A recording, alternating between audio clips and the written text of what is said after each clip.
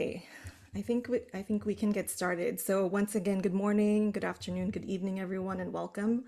My name is Jocelyn Sotomadayo, and I'm with the Solidarity Center, and it's a pleasure to open today's webinar, a timely and vital discussion on the international legal landscape that is rapidly evolving in response to the climate crisis and the implications on labor and just transition. Before we begin our discussion, we just have a few things to note. The first is, as I mentioned earlier, interpretation is available, so please select your language.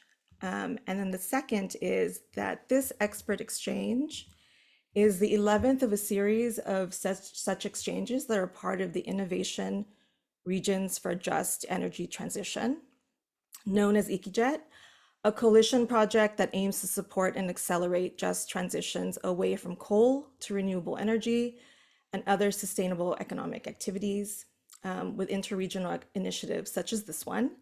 But in addition, policy dialogues, a knowledge hub, and networks involving partners in Chile, Mongolia, South Africa, Thailand, and Vietnam, as well as country components in Colombia and Indonesia.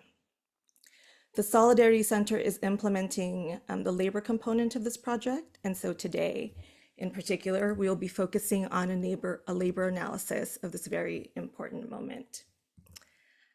So with that, I think we can dig in and we can talk about these advisory opinions. So in July 2025, the Inter-American Court of Human Rights issued advisory opinion number 32. And in this landmark ruling, the court interprets the obligations of states under regional human rights law in light of the climate emergency. The opinion outlines what the American Convention on Human Rights requires of governments in the face of escalating climate impacts and rising inequality. And the court also affirmed the right to a healthy climate falls within the scope of human rights protections. And notably within this conversation, as we'll hear about later, it outlined the responsibilities of states to prevent and remedy climate-related harms and protect vulnerable groups, including workers, children, and indigenous peoples, and ensuring procedural rights, which are the right to public participation, the right to access to information, and the right to remedy or access to justice.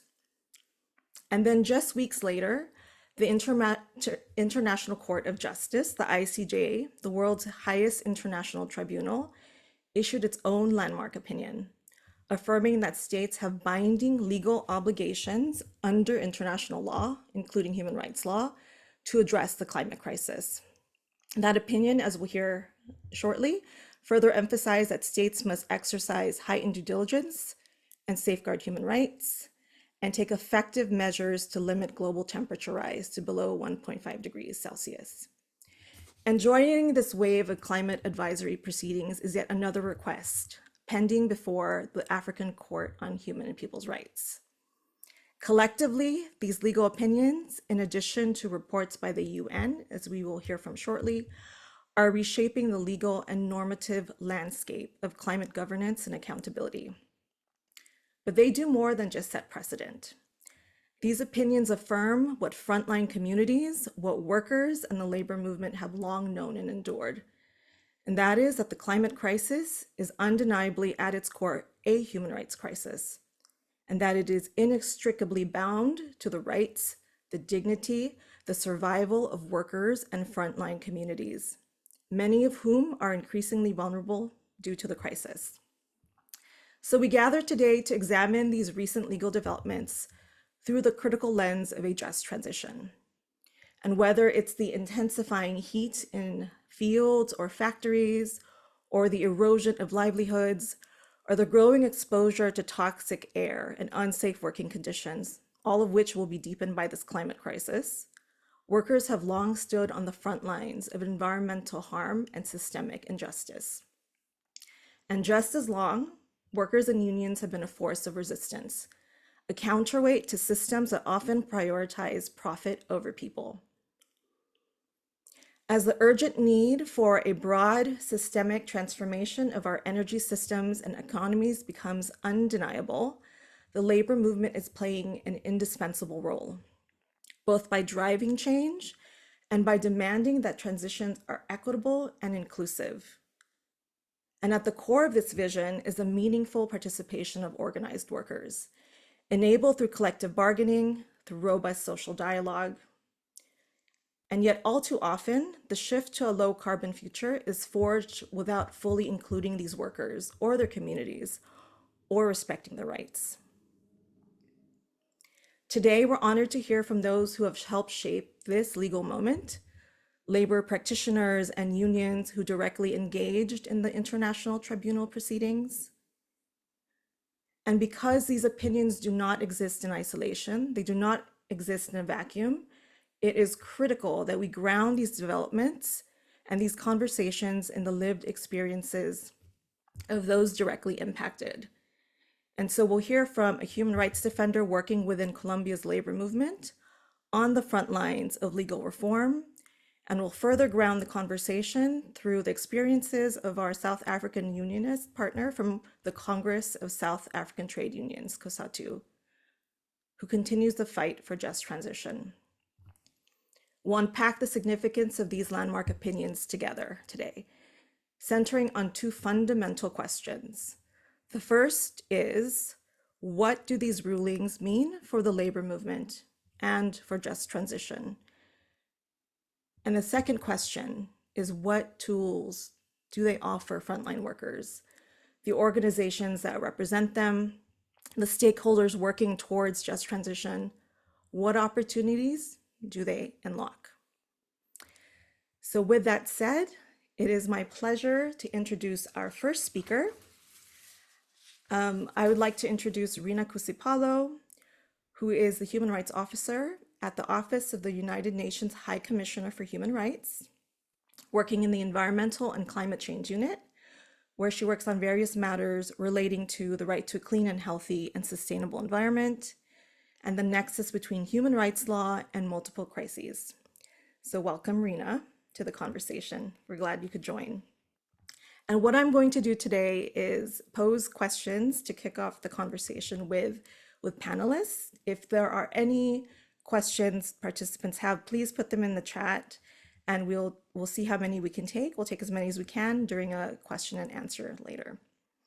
So Rina, for you, my question is this. Last week, the UN Secretary General presented its synthesis report submitted by OHCHR on human rights and just transition. What does a human rights-based approach to climate bring to the table? And within the framing of this new report, can you please walk us through how labor rights are situated within the broader human rights framework for climate change? The floor is yours, Rina. Absolutely. And thank you so much, Jocelyn and Abby, and everybody who's here today. It's really an honor to be here on behalf of OHCHR and so many people who are, in fact, those who are forging just transition around the world. And because that's where it really is happening. And so, yeah, it's really a privilege. I will do my best to go through, especially the Secretary General's report that was mentioned, and yeah, just to say that it's really your leadership and lived experiences that also demonstrate why the human rights framework is so critical in both mitigating risks to human rights as well as having that human rights as the vision towards which we want to move. So the Secretary General's synthesis report on just transition and human rights establishes that just transition towards sustainable economies and societies is fair, equitable, inclusive, creates decent work opportunities, reduces inequalities and poverty, and enhances and upholds human rights for all. And this understanding represents legal obligations that can transform how we approach climate action, whether it be in coal regions or beyond. So currently, as the report notes, workers around the world are at the intersection of multiple crises, including climate change, and then the transitions related to that. As among the challenges and barriers to just transition outlined in the report, these which constitute threats to the effective enjoyment of human rights and that need to be overcome for transitions to be just. The report highlights inadequate labor rights and social protection. The International Labour Organization, which also importantly contributed to the report alongside other entities such as ITUC and ITF and others, has reported that in the 20 most climate vulnerable countries, only 8.7% of the population is covered by social protection. For example, more than 2 billion workers and over half of global workers are employed in the informal economy, where they lack legal protections and economic and social security, rendering them especially susceptible to the adverse impact of transition measures, as well as environmental crises and other crises. This includes, of course, coal miners, agricultural workers, waste pickers, and countless others. The report emphasizes that working conditions already characterized by informality, precarity, and the absence of protections are being further undermined by climate impacts, which can affect the health and productivity of people, with workers living in poverty and dependent on natural resources being the most at risk. ILO has also indicated that over 70% of the global workforce is now at high risk of extreme heat, which already results in more than 22.85 million injuries annually. So not transitioning is also not an option and not good for workers ultimately. And this poses a dual labor human rights challenge, managing the impacts of climate change while navigating the transition away from fossil fuels. And among related barriers, the report also notes that current economic models, these also insufficiently value long-term sustainability and human development and rights. And for example, consumption, even where it's excessive or wasteful, as well as production, even where it's toxic or reliant on underpaying workers, grows the GDP and therefore can incentivize economic actions that have a negative impact on rights. So that's from the macro level. At the same time, the advisory opinion of the International Court of Justice, which Jocelyn mentioned, it explicitly recognized that failure to protect the climate system or from significant harm, including that caused by fossil fuel production, consumption, and so on, may constitute internationally wrongful acts. And continued fossil fuel dependency and inequities related to it undermine efforts, of course, to limit global warming. But beyond that, it also exposes people and especially workers in these industries to immediate and long-term harm, with some research suggesting that nearly 1 in 5 deaths worldwide is caused by fine particulate air pollution related to fossil fuels. The prevailing extractive economic model has also concentrated wealth and development benefits while externalizing these social and environmental costs to marginalized communities and also to workers in different parts of the world. So what does human rights law bring to just transition then? The International Court of Justice clarified that states must take their human rights obligations into account when implementing their obligation under the climate change treaties and vice versa. So climate change into account when implementing human rights law. And so this is a legal imperative now, in case we didn't know that already. And the report states that human rights obligations apply across all aspects of just transition.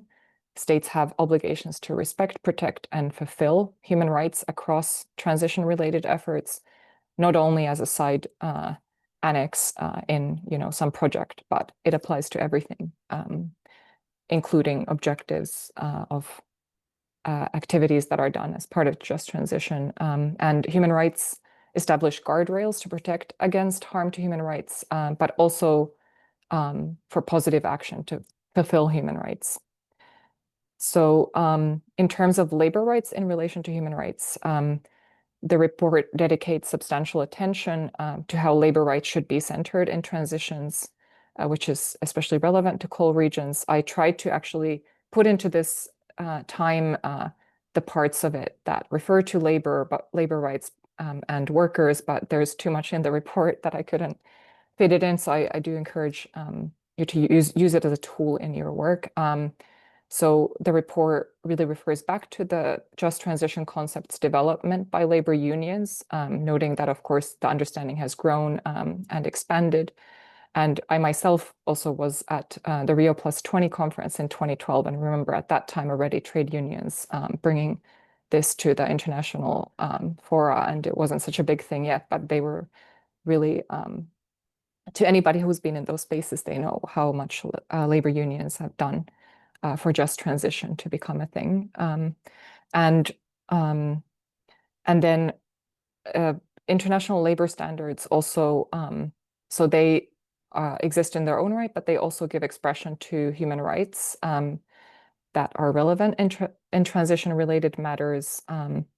The ILO conventions contain binding obligations, including with regard to freedom of association, elimination of forced labor, abolition of child labor, and critically also to a safe and healthy working environment, which was elevated to a fundamental right at work in 2022, which was just around the same time as the UN General Assembly proclaimed the human right to a clean, healthy, and sustainable environment, recognized that as a human right, demonstrating also the interconnection between labor rights regarding the working environment and broader human rights concerning the environment, which includes that as part of it. And then, of course, the human rights treaties themselves also integrate rights of workers. The International Covenant on Economic, Social, and Cultural Rights guarantees fundamental protections for workers under the human right to work enshrined in Articles 6 and 7 of the Covenant. States have the obligation to secure people's right to organize, their right to freely chosen and accepted work, collective bargaining, fair wages, reasonable working hours, safe working conditions, and protection from unjust deprivation of labor, among other things. The report also underscores that a human right to social security under Article 9 is reflected in other human rights instruments and so on, and the right to life should be protected for workers, among others. And then the guiding principles on business and human rights also provide responsibilities for businesses and employers in this context that are based on human rights.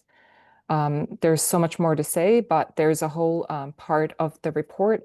So it has kind of these four main pathways for delivering just transition. And in fact, all of them include components on labor and workers, but there's one specifically dedicated to this, which is about ensuring dignified, decent work, universal social security, and social rights for all people and workers, including workers in informal economies, while investing in public services and green skills development.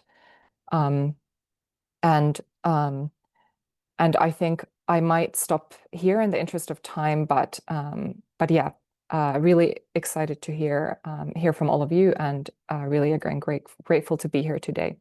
Thank you so much. Thank you, Rena, and thank you for that synthesis. There's a lot in there, so I would suggest that people delve into it.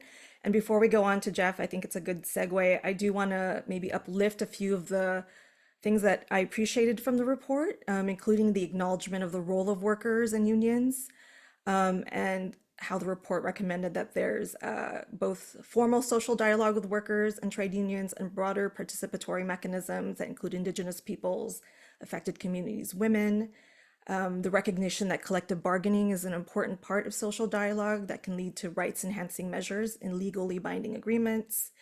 And then also just to, if people are looking into it, recommendations from the report that say to advance just transition, I think you were talking about that already, and realize human rights, states and other relevant actors should, as you said, ensure decent work, strengthen social dialogue, including the right to form trade unions, enabling environment, ensure meaningful participation by workers, communities, Indigenous peoples. So much there, a lot, very rich report, and thank you for synthesizing that so briefly. And we may get back into it if we have time for questions. I want to now move on to introduce our second speaker, our second panelist, who I think will be able to expand on and build upon this conversation. Jeff Vogt is the Rule of Law Director at the Solidarity Center and co-founder of the International Lawyers Assisting Workers Network, ILAW. The ILAW network unites over 1,400 members across more than 100 countries and is the world's largest movement of lawyers defending and promoting trade union and worker rights. And ILAW filed an amicus brief in the Inter-American Court for Human Rights proceedings. So welcome, Jeff. It's great to have you with us. And my question to you is this. What was significant about the Inter-American Court for Human Rights opinion, and what opportunities does it bring for the labor movement, both in the region and beyond, to advance just transition? The floor is yours. Great. Thanks, Jocelyn, for the invitation to be here with all of you today.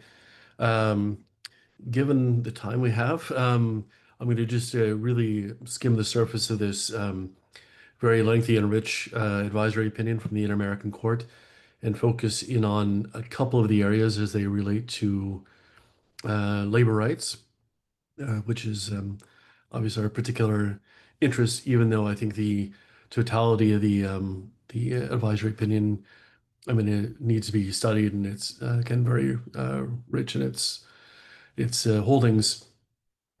So, as mentioned, this is the governments of Chile and Colombia in 2023 requested this advisory opinion on the to clarify the scope of state obligations. There was as it relates to the climate emergency. In building upon, in fact, an earlier advisory opinion of the court on the intersection of human rights and the environment in 2017.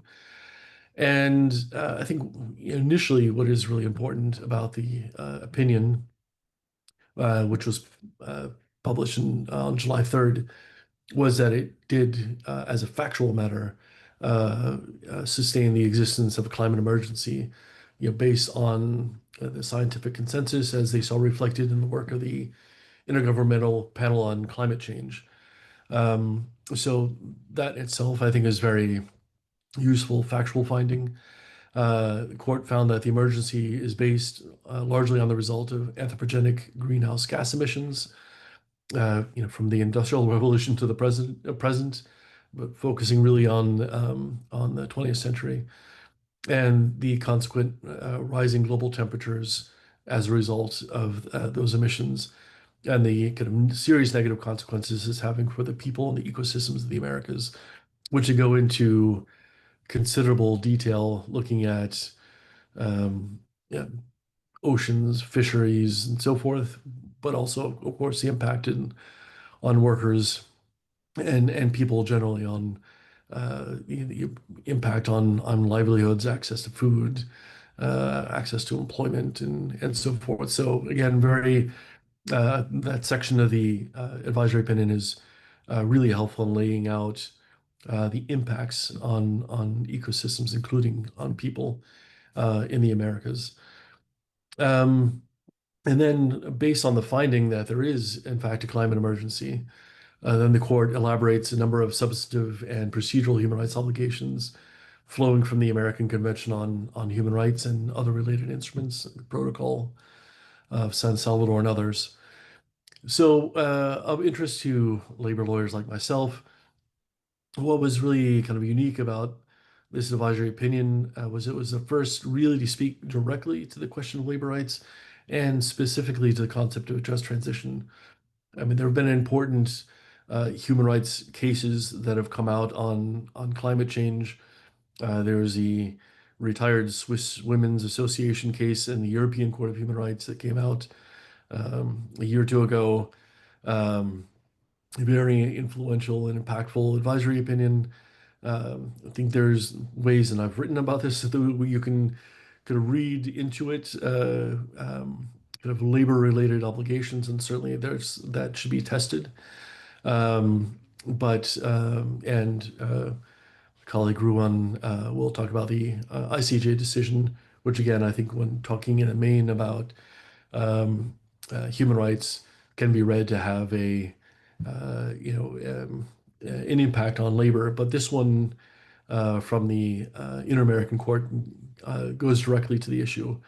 It could have developed it further, and I think in hopefully further advisory opinions or in contentious cases, kind of the broader scope of labor rights can be unpacked. But given the tremendous amount of rights, the substantive rights and procedural rights they wanted to cover, it's understandable that they kind of focus more narrowly when looking at the question of labor rights. So I think what is important is that for me is that this concept of a just transition, which the previous speakers have indicated is not a new concept, um, is now kind of picking up steam as a legal concept.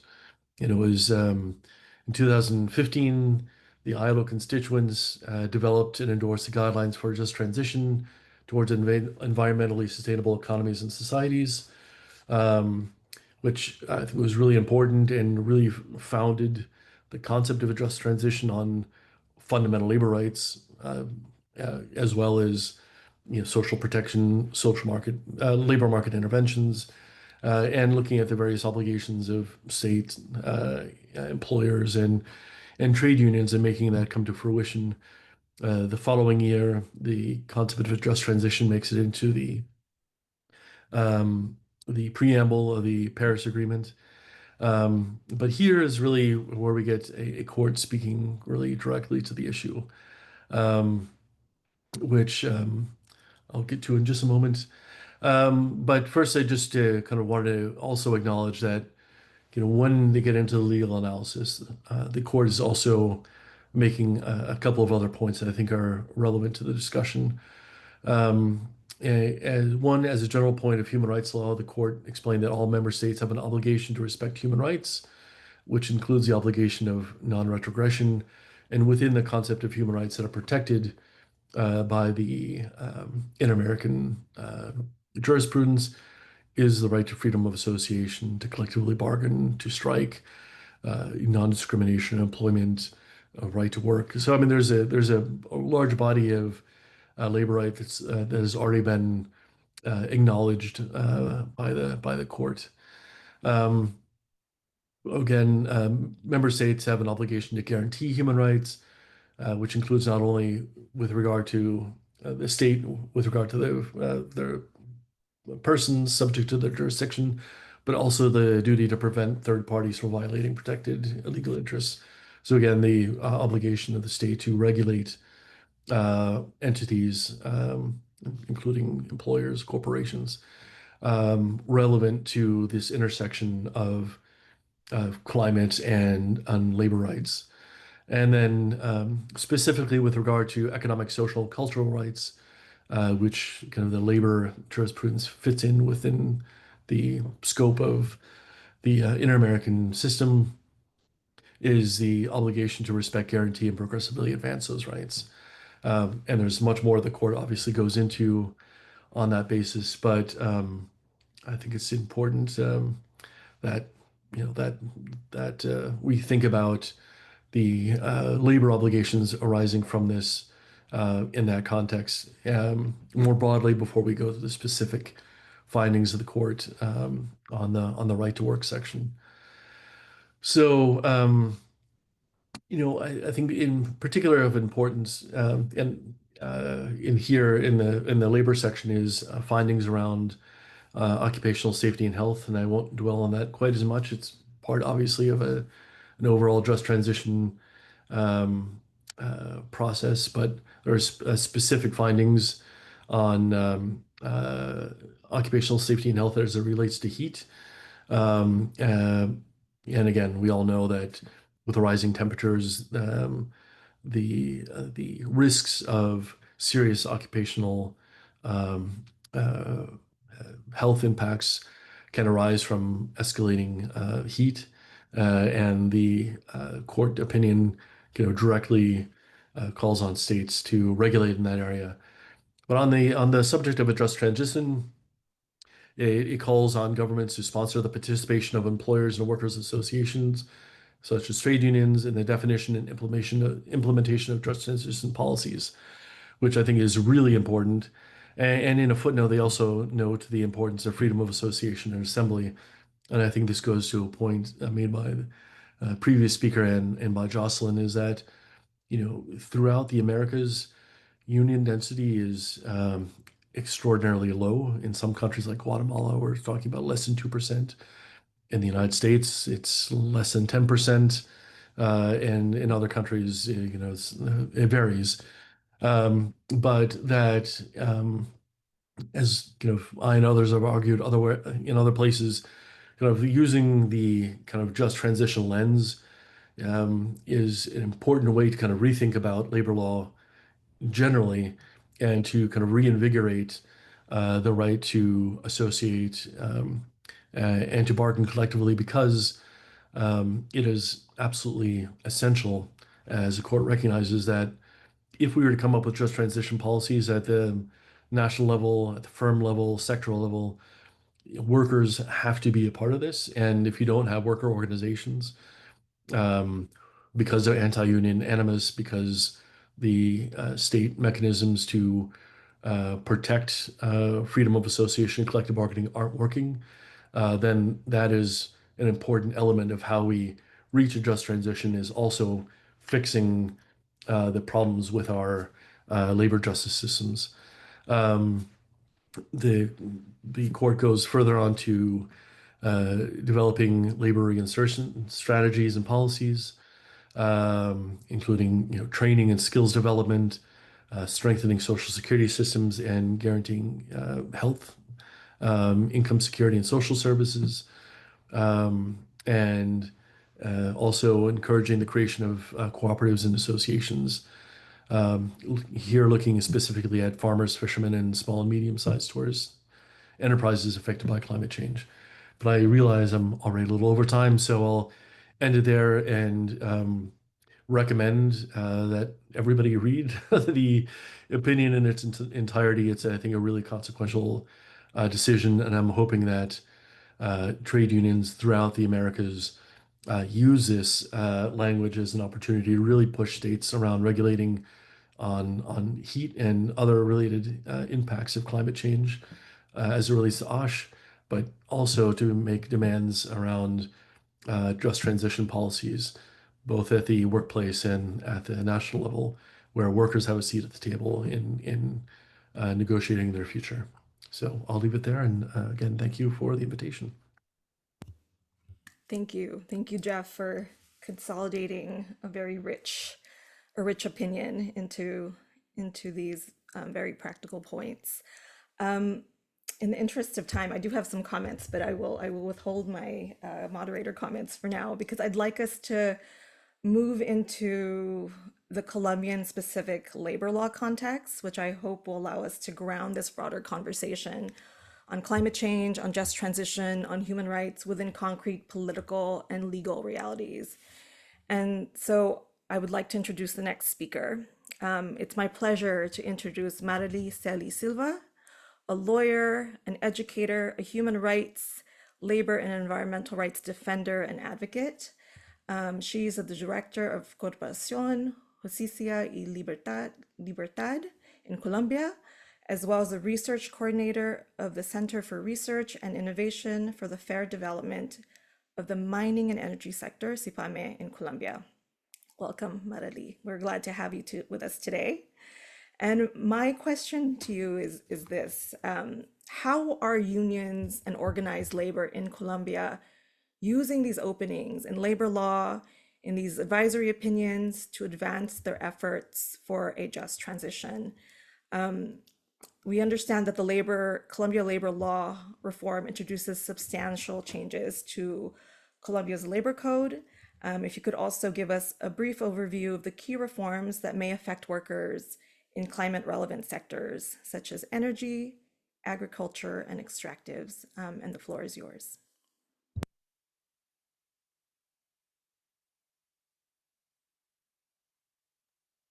Bueno, en primer lugar, muchas gracias por la invitación. Realmente para nosotros y nosotras es muy importante tener la posibilidad de estos espacios para compartir parte de nuestra experiencia.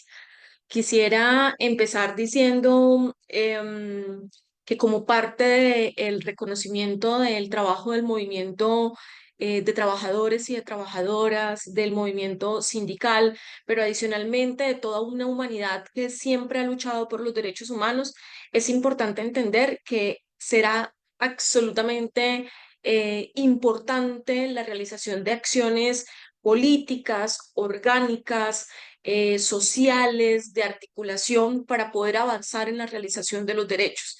Es decir, no existe ni una sola posibilidad de que exista una tendencia de materializar o de realizar derechos a menos de que no exista una colectividad organizada que los reclame.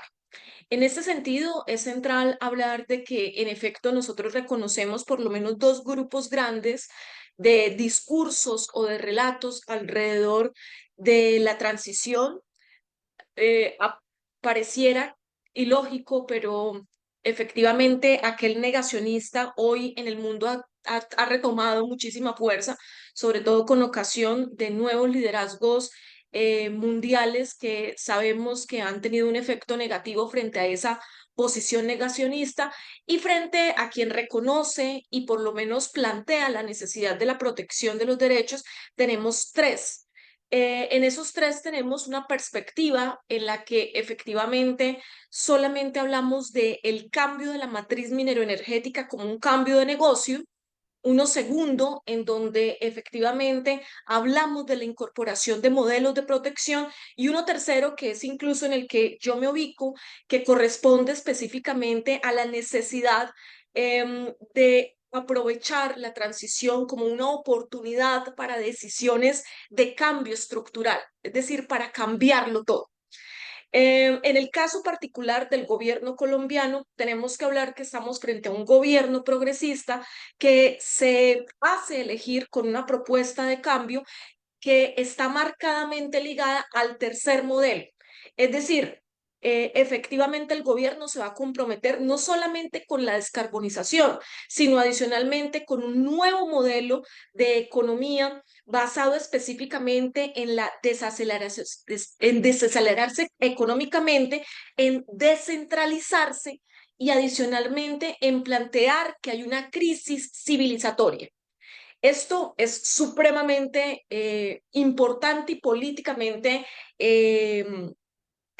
necesario, pero eso también supone entonces en dónde va a estar la estrategia del movimiento sindical, porque efectivamente el actual gobierno tuvo dos ciclos de ministerios, uno de minas y del medio ambiente, en donde se planteó la transición, pero hay que decirla también, en donde no se planteó dentro de la transición la discusión del trabajo como derecho humano. Esto muy a pesar de la concepción justamente de un gobierno progresista y de la concepción de un gobierno que efectivamente supone el reconocimiento del trabajo como derecho humano y que en el caso particular de nuestra Constitución, en el artículo 25, dice que el trabajo es al mismo tiempo un derecho fundamental de los trabajadores, una obligación social de los empleadores y una obligación en garantía del Estado. A pesar de esto, en un primer momento, no vimos en las reformas, no vimos en ningún cuerpo normativo un tratamiento importante respecto de la forma de cómo superar las posibles crisis que deberían enfrentar tanto los trabajadores como el movimiento sindical y el movimiento de los trabajadores y de las trabajadoras respecto de la transición. Por esa razón es importante decir que efectivamente el movimiento sindical y en particular en organizaciones sindicales como Sintralecol y Sintracarbón tuvieron que hacer esfuerzos primero para lograr abordar el tema de la protección del derecho laboral, segundo para lograr incentivar la participación del movimiento dentro de las discusiones, tercero para lograr posicionar la discusión sobre la reparación integral y cuarto, para lograr entender cómo efectivamente se podía asumir una perspectiva de la lucha en la garantía del empleo, de la ocupación y del trabajo decente. En ese sentido, fueron por lo menos 6 elementos que son importantes tenerlos en cuenta, y es que, en efecto, para el movimiento sindical, lograr un ejercicio de presión supuso el hecho de reconocer que hablar de transición era hablar de una discusión sobre el desarrollo, sobre un desarrollo que fue impuesto por las empresas, sobre un modelo de desarrollo que fue usurpado también por parte del proyecto neoliberal y que generó, entre otras cosas, la desinstalación, la eliminación de la idea del desarrollo auténtico y autónomo de nuestro territorio. Lo segundo es que efectivamente suponía la discusión de un enfoque territorial y comunitario que fuera de carácter integrador. En un mapa de Colombia podemos encontrar que los mismos escenarios en donde se expandió el modelo extraccionista son los mismos escenarios en donde se encuentran nuestras comunidades más vulnerables, nuestras comunidades más empobrecidas, nuestras comunidades más abandonadas, nuestras comunidades más violentadas por todas las formas de violencia estructural. Luego eso suponía, entre otras cosas, que la transición hablaba también de una integración con distintas comunidades en torno a la idea de la justicia. Tercero, por supuesto, suponía la necesidad de profundizar sobre un enfoque de carácter científico que nos permitiera a los trabajadores, a las comunidades y a todos los representantes de la sociedad tener la capacidad de la comprensión del modelo. Cuarto, que nos preguntaba también, ¿y cuál es el tipo de trabajo que requiere la transición? Porque cuando hablamos de transición justa, seguimos abocados a hablar del trabajo productivo, de ese trabajo que ha destruido, de ese trabajo que acaba con el agua, del trabajo que se centra en la generación de energías, acabando todos los recursos naturales, y no hablamos, por ejemplo, del trabajo del cuidado, del trabajo que permite efectivamente una vida en condiciones de dignidad. ¿Por qué no hablar entonces del trabajo reparador, del trabajo que tiene la capacidad de salvar al mundo? También una perspectiva, por supuesto, de la defensa de los derechos laborales en distintos niveles. Y hablar de derechos laborales en un país como el nuestro, Colombia, que tiene un porcentaje de sindicalización menor del 4%, es supremamente complejo. Como quiera que efectivamente podría ser fácil asumir que es que los trabajadores tienen derecho a las libertades sindicales y por lo tanto a la negociación en un país en donde la mayoría de la población ni siquiera conoce un contrato de trabajo o tiene la posibilidad de sindicalizarse. Hablar de la transición entonces también suponía hablar de participación política, de democracia, de las posibilidades de integrar efectivamente en el discurso, no un discurso meramente asociado con derechos laborales, sino incluso con un discurso de construcción del país. Y por supuesto, hablar de transición implica entonces suponer una profundización sobre la reparación, una reparación integral de parte de las empresas, que implica no solamente atender los derechos laborales, no solamente reconocer el papel del sindicalismo, no solamente entender también que infortunadamente muchas de las empresas asociadas con el extractivismo están asociadas también con los modelos de violencia estructural que generaron en Colombia más de 3.800 víctimas del conflicto. Necesario suponer también que la discusión sobre la transición implica hablar en su seno sobre qué pasó con los recursos naturales y cómo se puede reparar integralmente el ejercicio de comunidad que fue saboteado, que fue eliminado, que fue expropiado para imponer un modelo que efectivamente es absolutamente colonialista y que solamente le sirvió a algunas partes. Las reformas que hoy tenemos son el resultado de estas discusiones por parte del movimiento sindical articulado con organizaciones sociales, populares y comunitarias. Y por supuesto, tenemos una herramienta, pero en el mejor sentido, no vamos a tener sino un papel escrito si no continuamos en esa lucha por materializar los derechos humanos, los derechos laborales, y si no continuamos como humanidad dolidas y entendiendo que la transición debe abrirse como un espacio en donde efectivamente hablemos de lo estructural y hablemos de los cambios necesarios.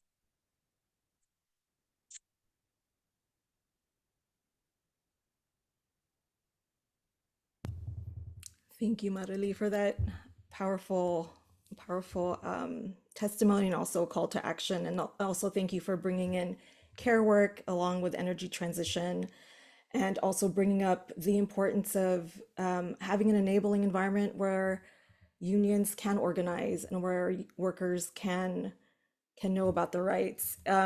It brings up a point I was going to bring up earlier, which was in the Inter-American Court of Human Rights opinion. There was a specific topic, a section explicitly stating that environmental defenders, those defending climate, human rights, are essential to democracy and climate justice, and that states have an affirmative duty to protect these defenders. And I would argue that unions and workers are, as you show so evidence, are environmental defenders, climate defenders within that definition. And what's troubling, before I wrap up this part, is that according to the International Trade Union Confederation, there really is a crackdown on these rights. In their Global Rights Index, only 7 out of 151 countries earn a top tier rating for respecting workers' rights. And meanwhile, violations are widespread. 87% of countries restrict the right to strike, according to ITC's analysis. 80% globally limit collective bargaining, and 75% bar union formation or membership. So it really is the shrinking civic space. And we are losing the ability to build resilience within our communities for all the different intersectionality and identities that we have. So thank you. I would love to dig in more on your comments, but maybe we can in the chat or in Q&A. I will now move us on to the ICJ opinion. And it's my pleasure to introduce Ruwan Subisinga, legal director at the International Transport Workers Federation, a global trade union body representing over 18.5 million workers in 147 countries. Ruwan specializes in labor, human rights, and international law, and represents the ITF and external bodies, including in the ILO and at the OECD.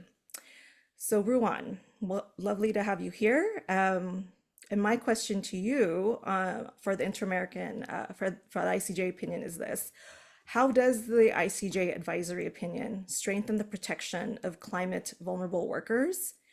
And what should the labor movement take away from that advisory opinion? And the floor is yours. Thank you so much, Jocelyn, and good day, friends. It's really great to be here with you today. So in discussing the ICJ's advisory opinion, I think it is important to acknowledge the fact that none of this would have been possible without the pioneering work of student activists in the Pacific Islands. So these were kids on the front lines of the climate crisis who really sought to seek legal clarity on climate obligations at the World Court, at the highest court in the world. This then pushed Vanuatu, an island state, to get 132 other countries to sponsor a UN General Assembly resolution to formally request an advisory opinion from the ICJ concerning states' legal obligations in relation to climate change. So I think it is important to acknowledge the fact that this was very much a global South push, and a push from the global South to really reimagine the role of international law in the post-colonial era. And following this push, exactly 2 months ago, I think, to this day, the ICJ rendered its advisory opinion, which in many respects is certainly groundbreaking and historic.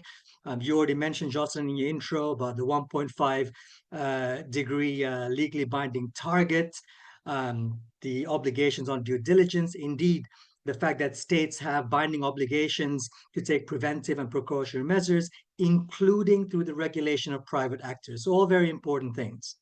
But for us, of course, in the labor movement, we're interested in how this outcome strengthens the protection of workers in the context of the climate crisis, including particularly vulnerable workers. So we've always been concerned with the human rights implications of this advisory opinion. And the International Trade Union Confederation, the ITUC, and my organization, the International Transport Workers Federation, filed written submissions with the court, really outlining how the concepts of a just transition and decent work, as they've been developed in international labor law, can factor into the assessment of state obligations in respect of climate change. So what did the ICJ say in relation to human rights? So I think the first thing to say is that the most important thing is that the court confirmed the interdependence between human rights and the environment. Now, this is really important because there were some states who argued that climate law was a special case and that human rights law should be disregarded or displaced. The court rejected that approach and confirmed this interdependence. Now, the court also held that when it comes to climate change, the core human rights treaties, the Covenant on Economic, Social, and Cultural Rights, the Covenant on Civil and Political Rights, and all human rights recognized under customary international law form part of the most directly relevant applicable law in the context of climate change. This is absolutely huge because human rights obligations were confirmed. Now, the court also looked at the impacts that climate change has on a host of human rights. They looked at the right to life, the right to an adequate standard of living, and this, of course, includes access to food, water, and housing. They looked at the rights of women, children, indigenous peoples, migrants, persons with disabilities, and other people in vulnerable situations. The court also found that the right to a safe and healthy environment is a precondition for the enjoyment of many human rights and is therefore inherent in the enjoyment of other human rights, meaning that this is essential for the enjoyment of all human rights. So all very important findings.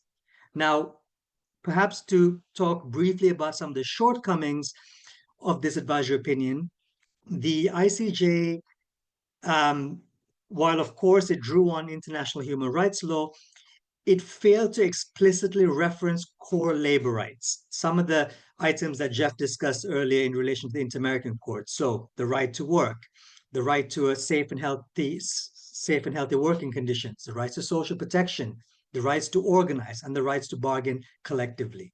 So that for us is a significant shortcoming in that there was an opportunity for these to be referenced and they were not. So what do we make of this? So yes, we would have liked to see an explicit reference to a just transition, especially since the preamble of the Paris Agreement was cited in the opinion. And yes, it is true that the impacts of climate change and human rights were discussed with some direct examples, but again, it would have been good to see an explicit recognition of the impact that the climate crisis has on workers and on labor rights, especially for particular groups of workers and communities. Nevertheless, the fact that the core human rights treaties and customary international law are mentioned as the most directly relevant applicable law really gives us in the labor movement an opening to elaborate on our demands as workers. Because taken together, these treaties and customary international law embody significant labor rights, freedom of association and collective bargaining, equality and non-discrimination, forced labor and child labor, living wages, health and safety, social security, and limits on working time. Also, the brief discussion of the human rights impacts on people in vulnerable situations, we would argue that in theory could be extended to particularly vulnerable groups of workers in certain sectors and geographies. So it should follow naturally from all of this that states should respond to such harms through mitigation and adaptation measures as part of their climate change response by realizing a just transition for workers. So I think I've got about 3 more minutes. So in practice, how do we do this? So let's look at 5 very concrete ways. First, I think we can leverage the court's findings that states must prepare meaningful, substantive, nationally determined contributions, the so-called NDCs, which is the English acronym. And if they don't do that, they risk committing an internationally wrongful act. Now, these NDCs really embody the efforts by each country to reduce emissions and to really demonstrate how they adapt to the impacts of climate change. So this is really where we can build on our just transition and human rights demands. And this is already happening in practice. So I just learned over the weekend that trade unions in Bangladesh managed to secure a dedicated chapter on just transition in their latest, in Bangladesh's latest NDCs. Now, this chapter covers everything from decent work and labor rights, social protection, skills and upskilling, a commitment to leave no one behind, social protection, including unemployment benefits and income support. And Essentially, with this advisory opinion, more unions can confidently make similar requests of their governments. And just before getting on to this call, I saw a text message saying that Nigerian unions also managed to do the same and secured a just transition chapter in the country's latest NDCs.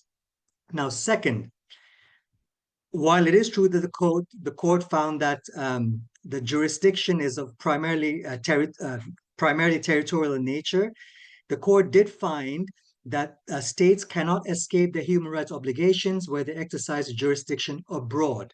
So now this is very important when we look at human and environmental rights due diligence, especially of multinational companies who may be headquartered in a global north country.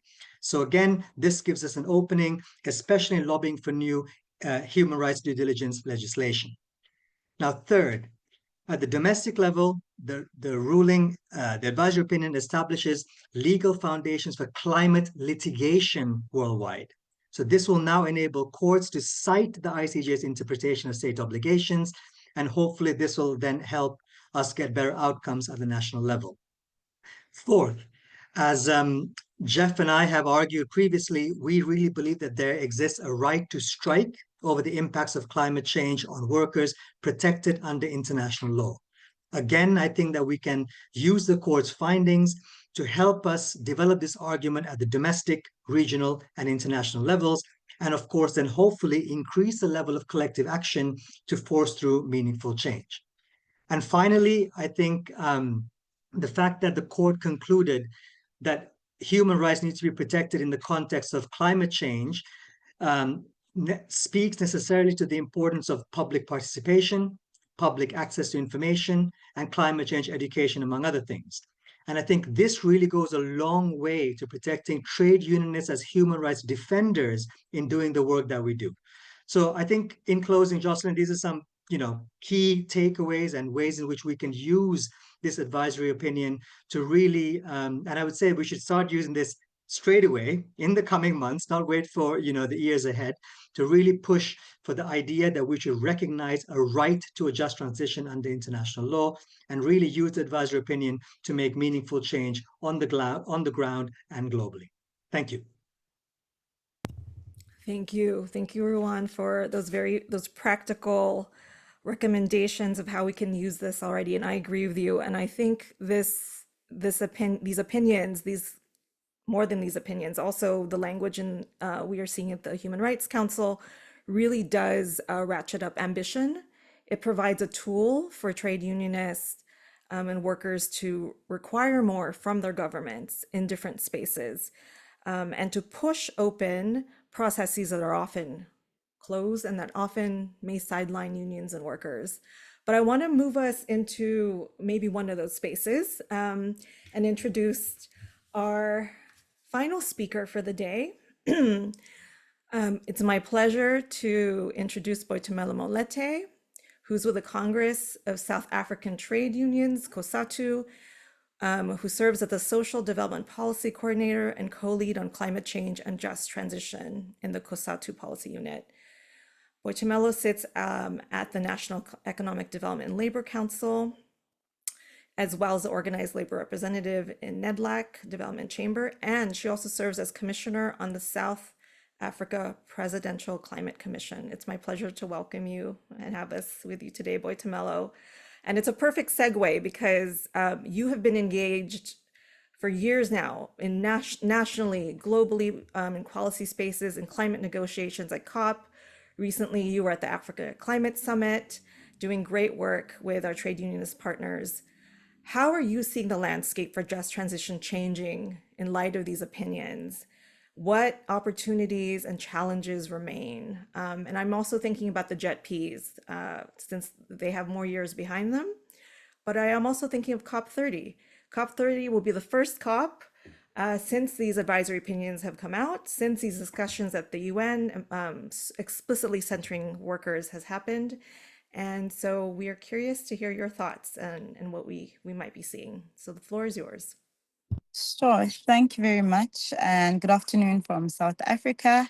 I just want to have a precursor, comrades, that I am very dedicated to this work. I'm just outside the doctors. So my surroundings are not controlled by me. But just to say that it's quite an honor to be in this setting. It's very important that, I mean, we're meeting at a time where we have the New York Climate Week, and we are just basically in parallel convening to speak about this. I think just as a precursor for us as workers and as communities and unions, for us, the question really is who wins and who loses in the transition, right?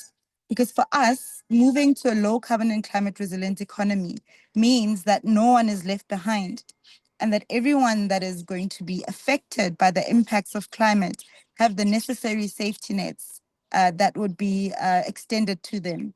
So from a labor perspective, just transition means that nothing about us without us. And it's a process where we put workers at the forefront of this transition. It means that climate action must not just be about rallying behind slogans, but climate justice and climate action must deliver decent jobs. It must deliver protecting labor rights and ensuring that no one is left behind. I'm very encouraged by the discussion right now, and it kind of centers the importance of aligning not only human rights, but labor rights to these opinions. And I think the opinion by the ICJ for me is one that stands out as most important. While they see the importance of ensuring that human rights and labor rights are succinct, they are also giving us a reflection of how important it is that we lobby behind these opinions. So to be able to have a presiding opinion that will guide us as trade unionists and as workers on the ground. Just as a reflection, and I think it was said in the panel, I mean, the omission of labor rights precisely for me is a bit problematic. While we can lobby and build on that, I think it's important that we bring it back and understand that labor rights are what centers us. And we need to ensure that labor rights are explicitly recommended and put forward. This is because when we speak to labor rights, we speak about issues of social protection, speak about issues of job creation, speak about issues of workers on the ground, and also how it is that then the future of work is going to be transitioning itself. So it's very important. And I think the colleague that spoke from the ICJ speaking about how we need to elevate the right to strike really encouraged me to actually think it through. And I want to congratulate yourself, Jocelyn, and the team in the Solidarity Center for putting this discussion very close to workers. Because a lot of the times, these discussions are very high level for us, and we're unable to unpack them. But I think this panel is actually unpacking it for us in a way that is going to benefit us in the long run. So I will call for decent work through the TUNGO. TUNGO is the trade union NGO in the UNFCCC, led by the International Trade Union Confederation. We are very clear that a just transition must have decent work. A just transition must consider reskilling and upskilling, and consider labor rights as well as organizing. And collective bargaining is one of our key principles to organizing. So it's very important that we think about that. And we think about how it is that we are also going to incorporate gender justice, and how we are going to incorporate young workers and young people that are coming into this low carbon and climate resilient economy with no prior skill, and how it is that we can then shift the education that they receive to be responsive to the labor markets as it comes. So the role of labor organizations is quite prominent, and I think this grouping needs no introduction. But I want to reflect on what COSATU does in relation to climate change and climate justice in the just transition. We play a very significant role in the Presidential Climate Commission, where I sit as a commissioner representing workers. We're also, through social dialogue, are able to engage in NETLAC, as you rightfully indicated. We're there to make sure that social dialogue involves workers and the demands of workers towards a just and equitable transition. Another part that South Africa is doing exceptionally well is including a lot of institutional perimeters that will guide us in our engagements. So we have what we call the Just Energy Transition Funding Platform. There we address critical issues of just transition finance, which are very important in this discussion, and especially relating to the JETPs and just the global climate finance landscape. We're also recently inaugurated what we call the JET Skills Advisory Committee, where skills and issues of workers are going to be championed and are going to be led by the Minister of Higher Education and Training. So to interlink all of the key thematic areas of the just transition. I think it's no foreign concept to this grouping that the ITUC really brings a labor voice into the international landscape. And we've been doing this throughout the UNFCCC processes, not just in COP, but also in Bonn, and quite recently in the climate week that we were in Addis Ababa. So it is very critical that globally workers and people that are focal points in just transition are able to consolidate their thinking. The global north and the global south through the ITUC are able to bring demands that are worker-led and not just regionally led. And I think that is something that is significant that we're taking from the role of the ITUC and Tungo in its entirety. I think, colleagues, we are entering a very different legal moment, and these advisory opinions, as presented, bring to light the importance of climate justice, bring to light the importance of human rights, as well as labor rights.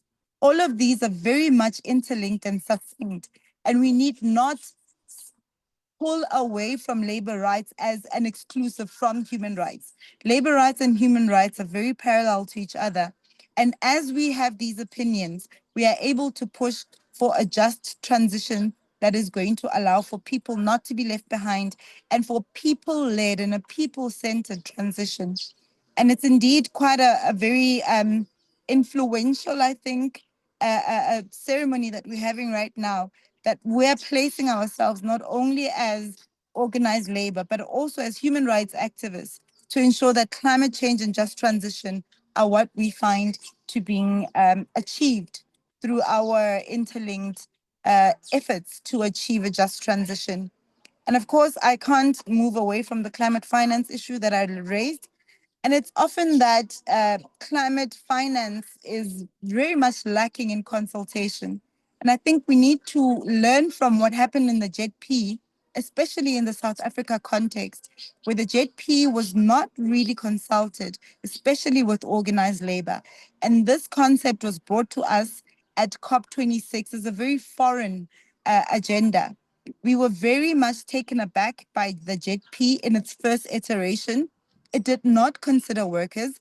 It did not consider investment into skills, reskilling and upskilling.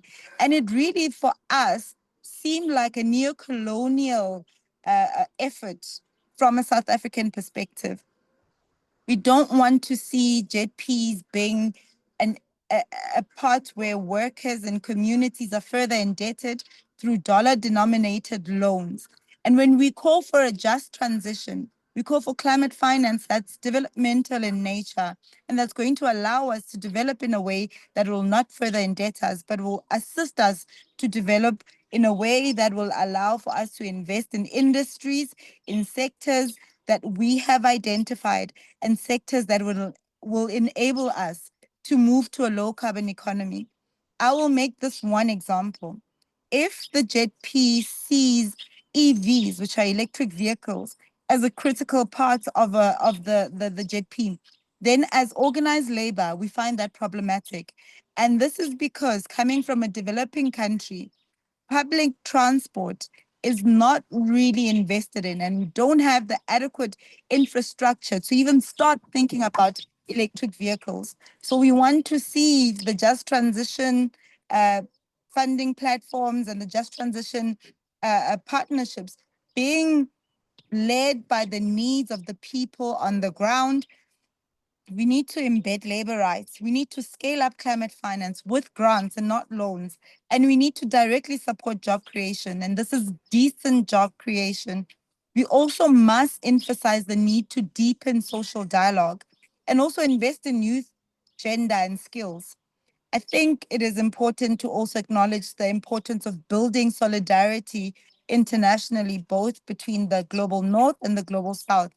I think in closing, Comrade Jocelyn, a just transition for us is not just about energy systems. It's about ensuring that workers are transitioning in a way that is safe, that is equitable, that is just, and that is sustainable.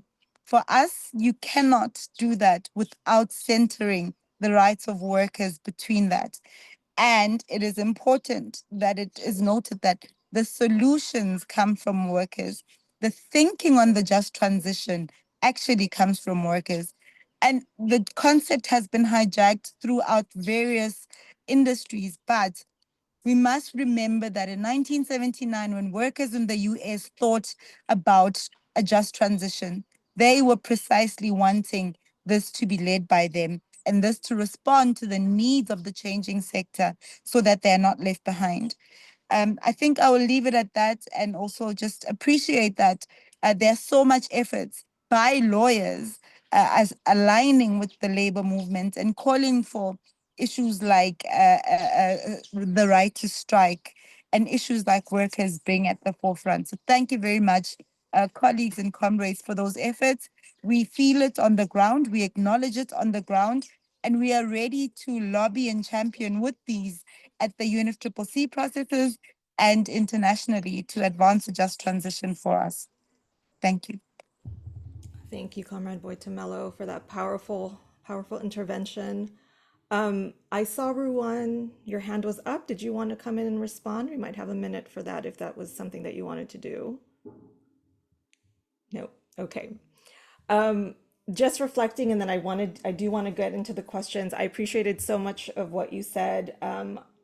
Obviously, solutions have to be worker-led, and I think some of these developments explicitly provide some leverage to possibly push for more worker-led processes. I also just briefly want to say I recognize just how important intersectionality is, and this comes out in the opinions as well.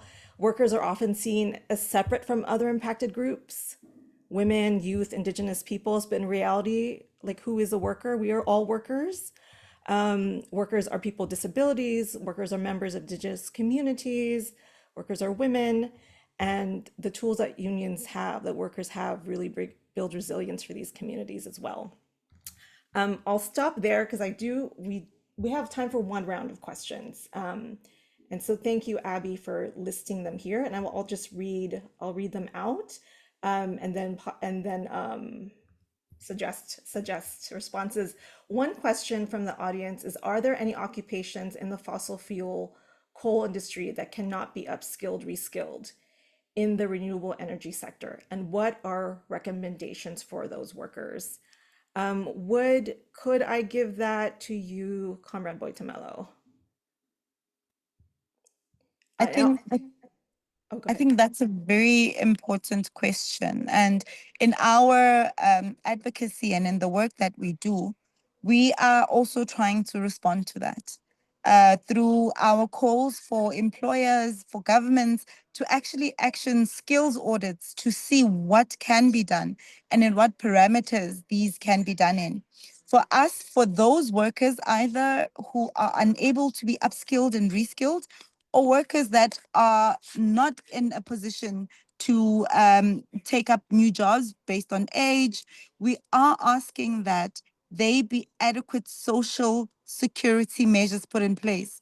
So workers that are going to be losing jobs need to know that they are protected through guarantees that will allow for them to have safety nets that are social in nature, issues of housing, issues of education, and issues of access to water, to food.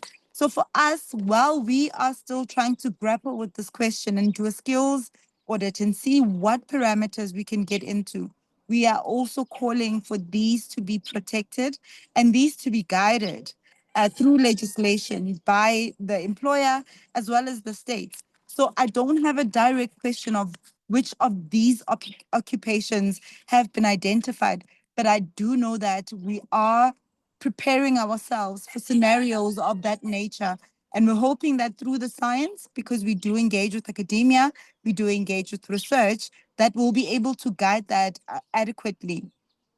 What we've done as COSATU through the COSATU Just Transition Blueprint was create a blueprint that speaks to potential pathways for workers in mining and transport and agriculture.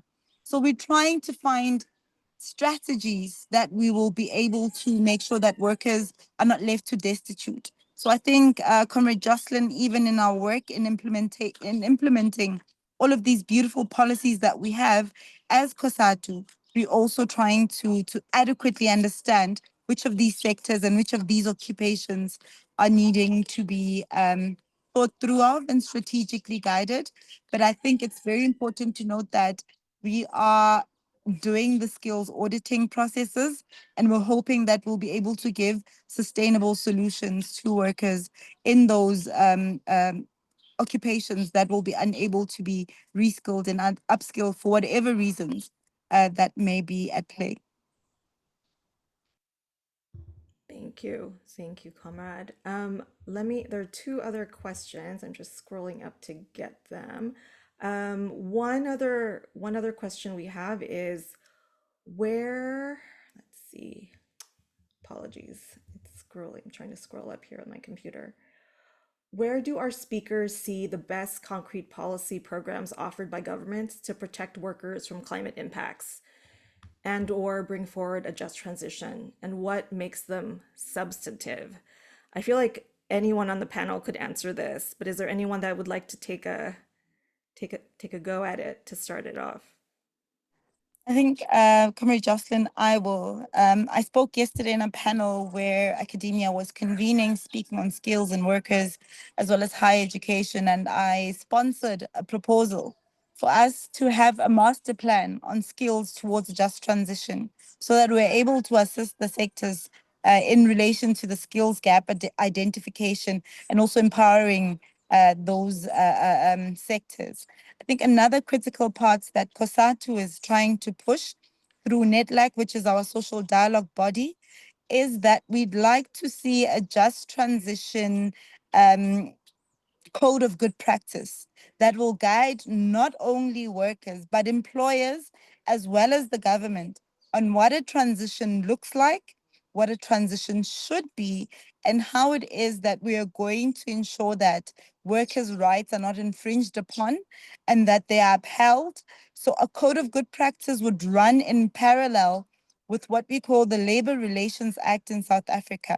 So with the guidance of the Labor Relations Act, this sub chapter of the Labor Relations Act through a just transition code of good practice will allow us to have those protections in place, guided by our core demands, Comrade Jocelyn, of social protection, of reskilling, of upskilling, of education, of decent work. So we are trying to have legislated perimeters where the state itself must lead, and the state must ensure that through monitoring and evaluation, it's implemented in a way that will be beneficial to workers. Thank you. Thank you for that answer. Does anyone else would like to come in on that? I have one more question, I think, if not in the queue. Please. Yo quisiera decir que en el caso particular de Colombia, desde el movimiento se ha propuesto la creación de planes de transición.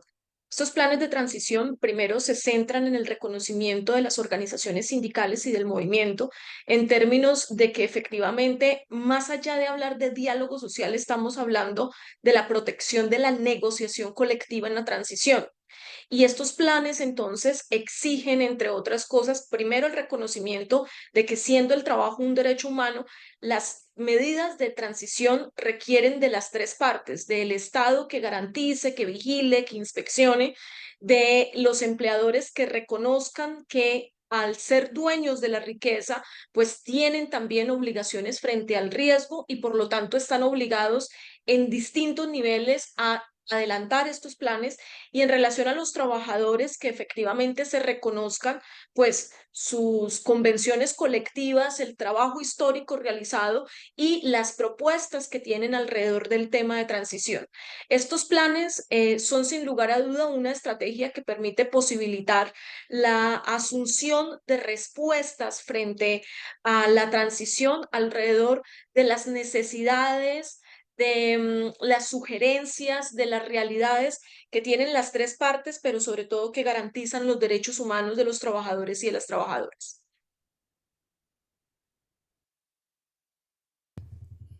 Thank you, Marily. And one more question from the group is there a discussion on how to maintain labor power built up over the years through the transition to green economy, such as the right to strike, to maintain labor's collective power even through the transition? And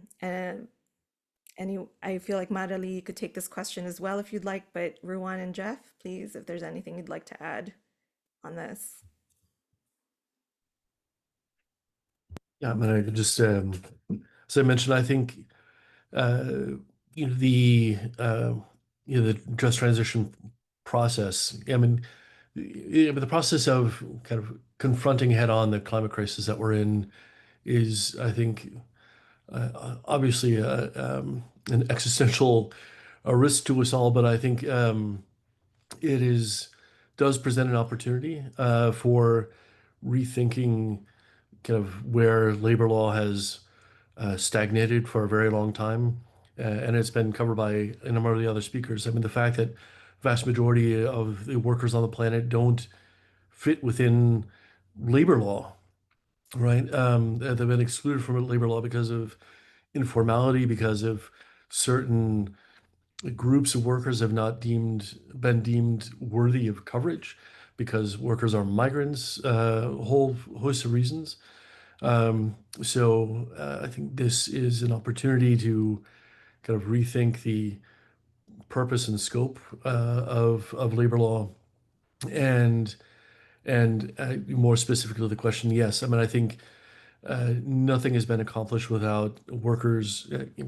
Nothing has been accomplished in the kind of the workplace or in even broader societies without collective action, whether it's been collective action of communities, collective action of workers, and as has been mentioned already, Ruben and I have kind of developed the idea of a right to strike over the climate crisis, rooted in, international law as it's developed around public policy strikes, collective bargaining, occupational safety and health, and of course, also as international and regional human rights laws have been developed. So, collective action again is, I think, the core of any progress that's been made anywhere at any point in time. And unfortunately, as has been mentioned before, the ITUC has been kind of documented. There's been serious restrictions in law and practice against workers being able to lawfully take collective action. I mean, there's no surprise as to why that's happening. But I think overcoming that and creating a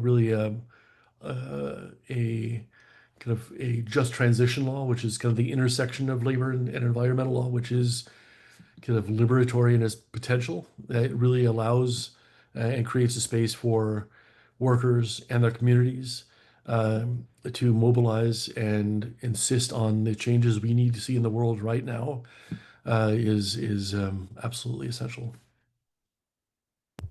Thank you, Jeff. And yes, workers and unions certainly know how to organize. And this is a good segue for closing remarks. Before we close, we have gone through so much material. We could have spent hours and hours on this material. So I thank the panelists for condensing it. But I'd like to invite each of our panelists to share just a brief final reflection. Maybe something you'd like to leave the audience with. Maybe it could be a cue, takeaway, a call to action, or a simple thought that stayed with you in this discussion. My request is less 30 minutes to 1 minute, please. Brevity is valuable. So perhaps I can I can ask Rena if to kick it off on closing remarks, and then we'll just do a round. Thank you so much, and it's been such a pleasure to hear from everybody's expertise. So yeah, just to wrap up, I think I'll end with the kind of key action points from the Secretary General's report. So yeah, number one, transitioning towards sustainable human rights economies that prioritize human well-being as well as planetary well-being with robust business accountability. Second, ensuring, as I mentioned earlier, dignified, decent work, universal social security, social rights for all. And as part of this, moving from the commodification of labor to valuing the inherent dignity of workers, which is mentioned in the report as well, and creating work conditions that enhance human capabilities, health, and equality. Whole of society workforce planning, including regional economic diversification, as has been done from Spain to the African Union's Great Green Wall Initiative. And then, as has been mentioned, union organizing is emphasized in the report too, which is recognized there as historically pivotal in advocating the right to work and just and favorable labor conditions. And also, as part of this, the right to strike is emphasized in the report. And then strengthening participatory governance, this including social dialogue and collective bargaining, which has a critical role. And then finally, enabling globally just transitions through international solidarity as well, which has also been emphasized. So I'll end there and thank you again so much for having us. Thank you, Rena. Ruan, may I hand it over to you for your 1 minute closing remark? Yep. Thanks, Jocelyn. And also trying to pick up some of the questions very quickly. So essentially, I think we need to leverage tripartism and the importance of tripartism. When we talk about national just transition commissions, for example, there's some really good examples we've seen both in the global north and the global south. But I'd also like to say that we can look at this from a sectoral perspective. Over here in Canada, we've got sectoral just transition commissions for the auto sector. We even have a global just transition commission for the shipping industry. So a sectoral approach can also be taken. That's very important. And the last thing I would say, again, is the really critical role of collective bargaining in securing language on just transition provisions. The ILO did a very good study over the summer where they looked at over 500 CBAs and just transition language. And I say that also because once you have collective bargaining language on just transitions, it may also unlock your ability to take strike action through collective bargaining. So again, let's focus on collective bargaining where we can. Thank you. Collective bargaining. Thank you, Ruan. Marali, may I hand it to you next for your closing remark? Bien, lo primero es reconocer, creo que es la discusión que hemos planteado aquí varios y varias, que el trabajo es un derecho humano y que el trabajo que sea reconocido como un derecho humano implica el reconocimiento de que la mayoría de la población de esta humanidad depende del trabajo para la sobrevivencia. Desde 1919 se ha dicho que en ese sentido, solo la garantía del trabajo decente y justo tiene la posibilidad de generar justicia social.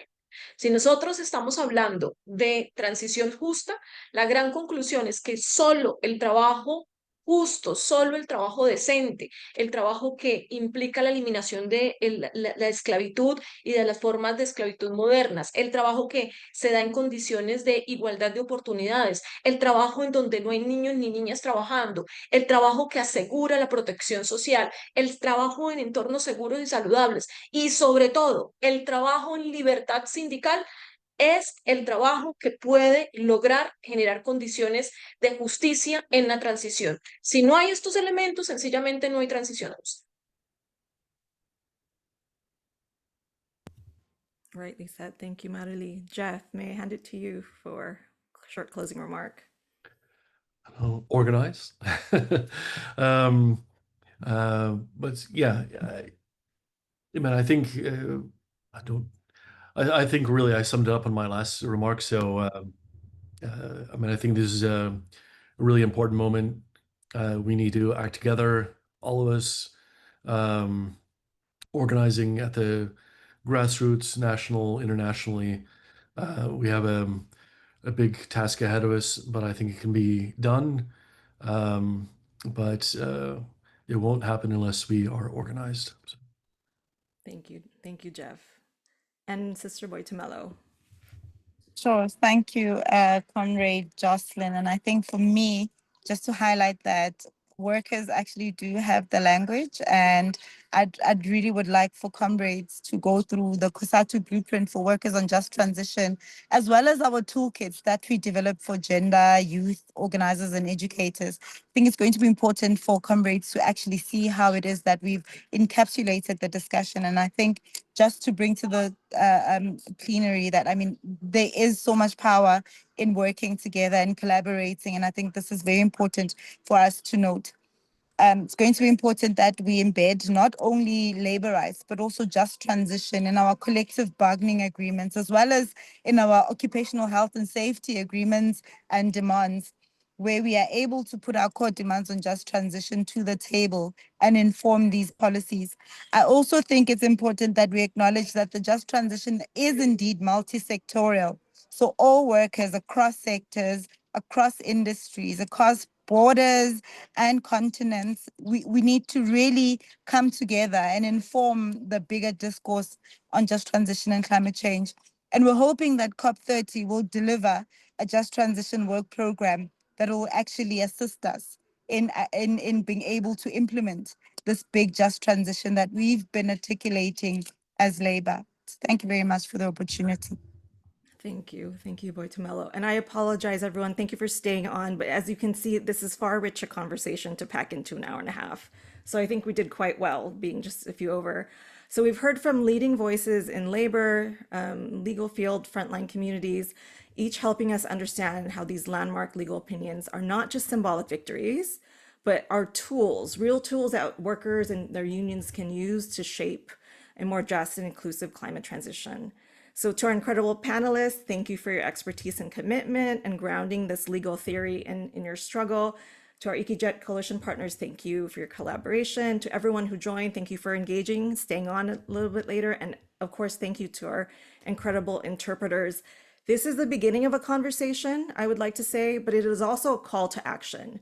We need to use these opinions. We need to use this to leverage it for ambitious just transition plans.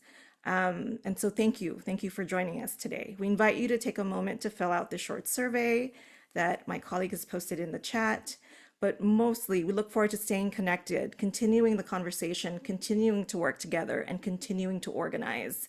And until next time, take care and solidarity. Thank you.